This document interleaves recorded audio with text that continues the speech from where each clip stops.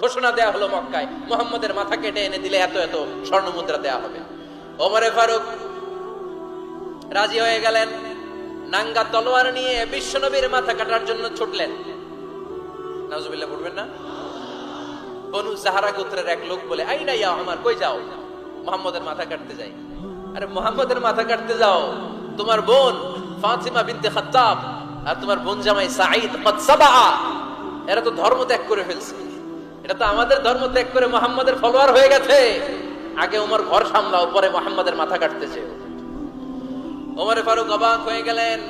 তলোয়ার নিয়ে বিশ্বনবীর দিকে না যেয়ে নিজের বাড়ির দিকে চলে গেলেন। বিশ্বনবীর আপন বোন ফাতিমা বিনতে খাত্তাব, বোন জামাই সাঈদ আর খাব্বাব রাদিয়াল্লাহু তাআলা আনহু তিনজন মিলে সূরা তাহা তেলাওয়াত করছিলেন। পড়েন সুবহানাল্লাহ।